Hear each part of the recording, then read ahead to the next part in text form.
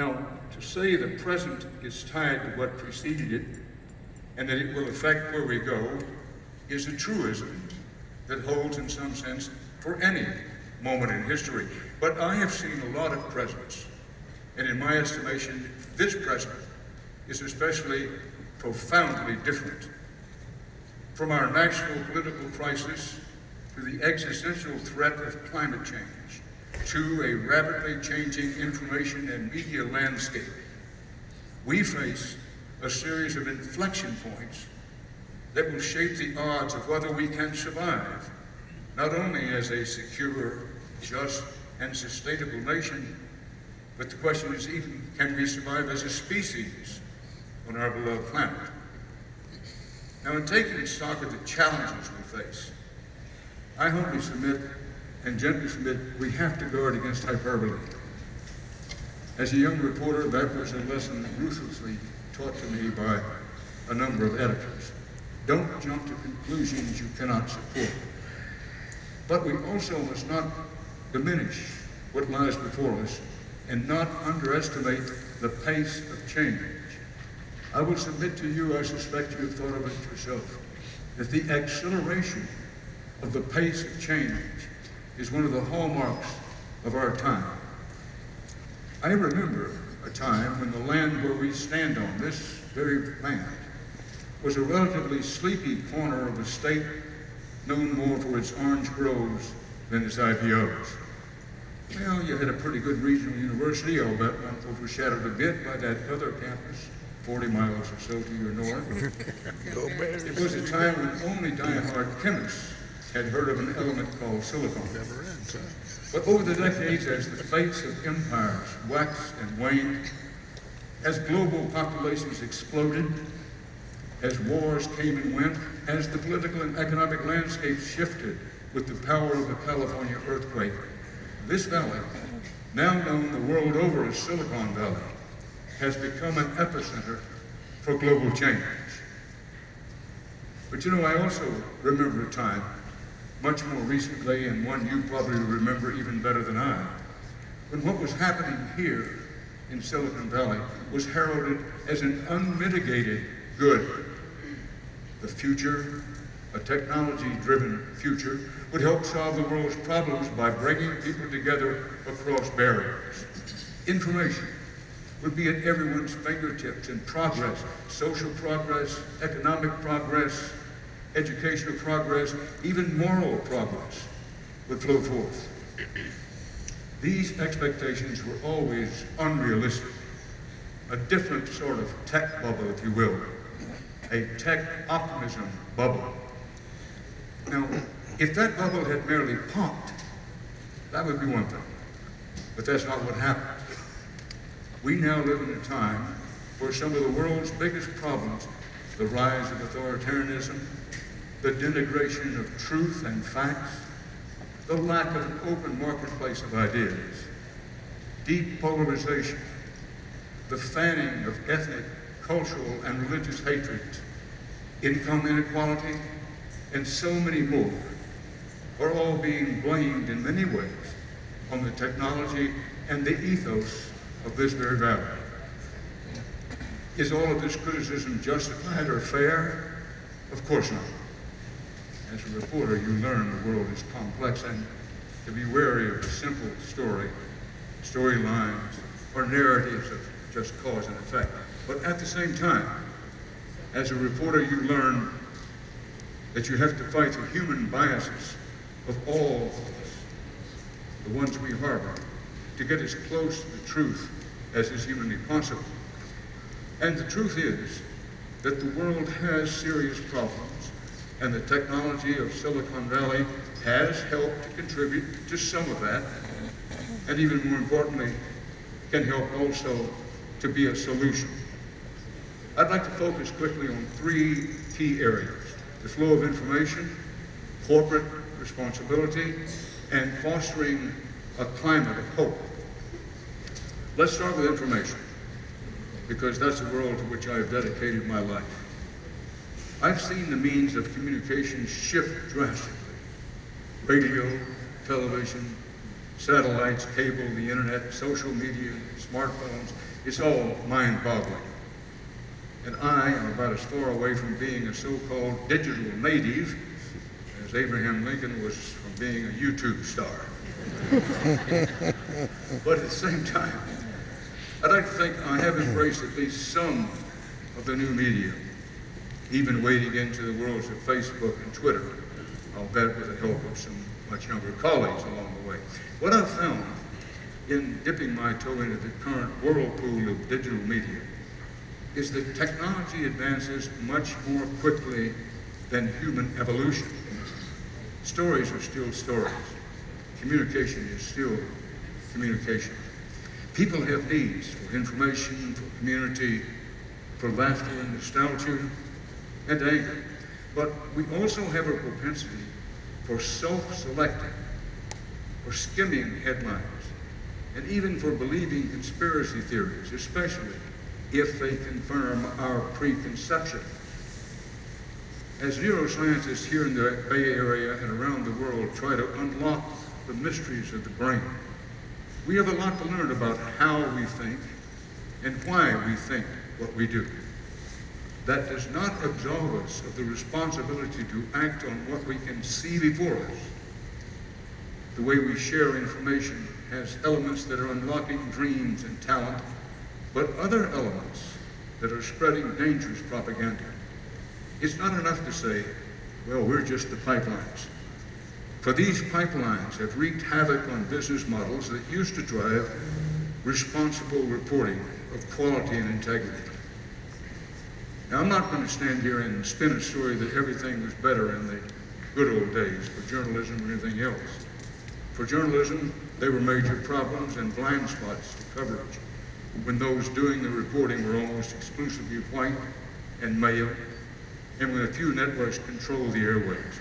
But it was also a time of robust local newspapers covering everything from zoning meetings to state capitals. It was a time, not that long ago, when there was money for deep-digging investigative reporting and for first-class international reporting with many foreign bureaus. Now, I could spend the rest of this day talking about the news business, and I know you're relieved to hear that I will not. But for the sake of our short time here together today, I want to plead with all of you. We in the journalism business need your help. Trust me, the best reporters I know would be horrible CEOs, especially of a tech company. And yet, that is the world we have all been thrown into. There has to be ways to develop a business model that supports quality journalism and still succeeds in a digital environment. There must be ways where we build communities where quality information is shared and rises to the top of our feeds. I know many of you are working on it and thinking about it. I urge you forward and applaud you and offer whatever help I may be able to give. This week,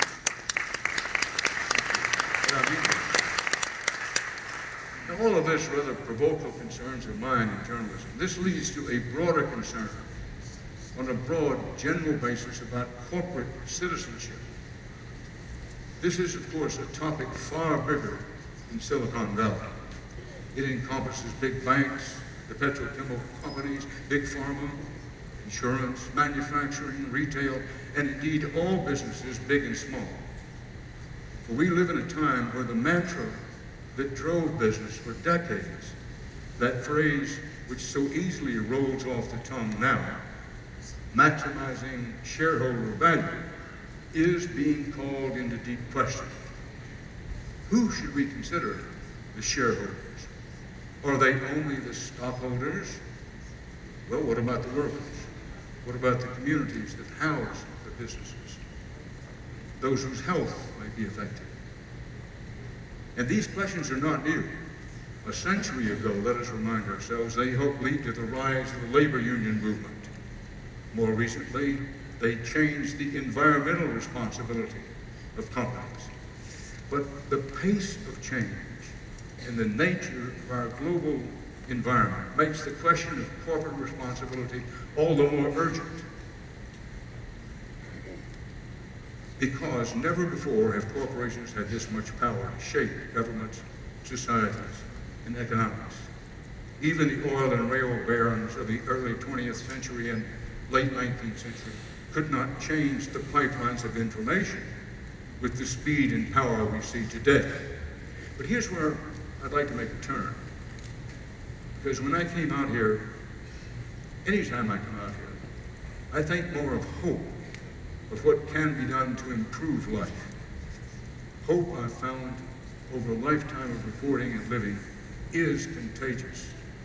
And I think it's good for business. The vast majority of people I've met in my travels are good people, and they want to help others.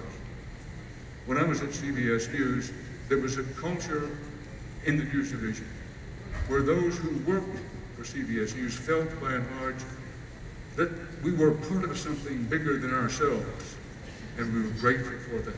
To be sure, there was office politics and fierce competition with the other network news divisions, but there was also hope, a hope that if you did your job right, you would help to inform, educate, and even on occasion entertain, and that what you were doing was work that mattered. The tech company of Silicon Valley draws some of the most brilliant talent from around the world, I think, for some of the same reasons. The business climate here, built around intellectual property, seed investment, and startups, alongside behemoths with almost unbelievable value. It's all had its own challenges and incentives, but I believe there still is a sunny optimism and idealism, a belief, a deep belief in Silicon Valley that technology can improve the human condition. What it will take in part to do that is no small amount of self-reflection.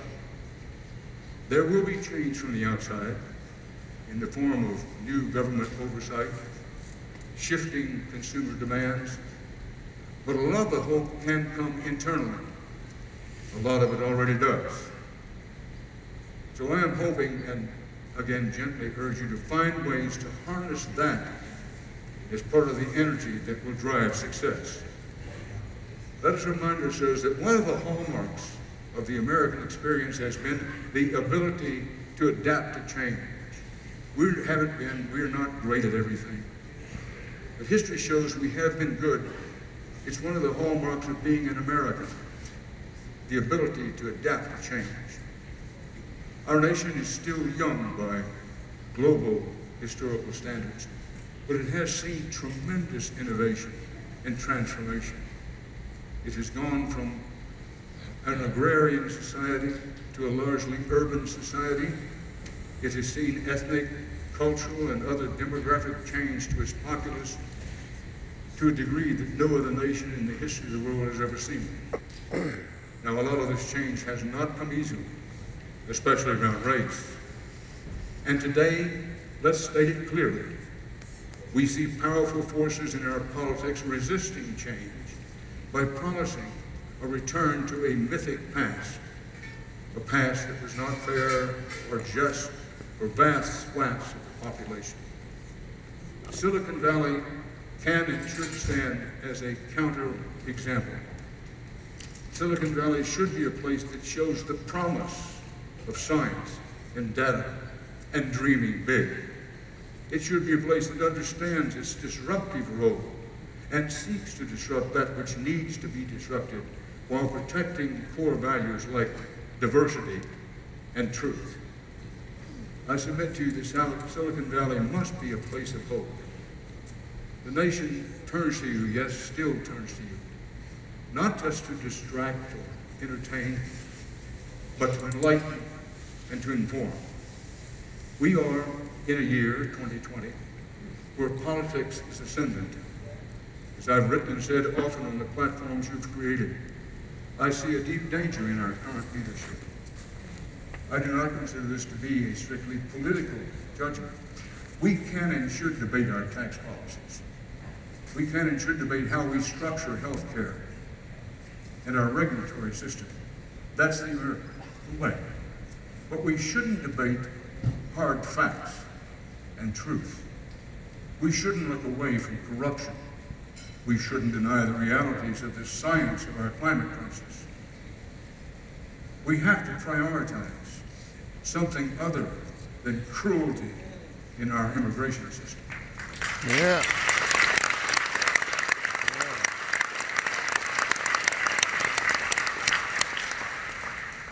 When we face the truth, a hard truth, when we face the truth that we, the people of the United States, we have put children in cages, this drives home the fact that this is a time for a deep gut check about who we are and who we want to be as a people and as a nation and as citizens of the larger world. This valley cannot shrink from the mantle of leadership. Technology is a tool, of course, and the technology you are creating are some of the most powerful tools ever imagined by the human mind. They can and must be harnessed for good, and yes, I believe you are the ones who can do it. I'm near the end of this part of our program. We're going to go to questions and answers in a moment. But I want to leave you, and I hope it'll play, I think it will, with a paraphrase from the quote of the late Edward R. Murrow. Murrow was the founding saint of electronic journalism as we know it. He was around for the beginning of the radio age, and then around again for the beginning of the television age.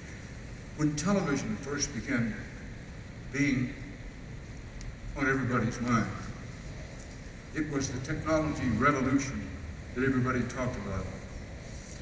Murrow made the speech of his life, and I want to paraphrase some of it for modern times and leave it to you to think something about. The paraphrase goes this way.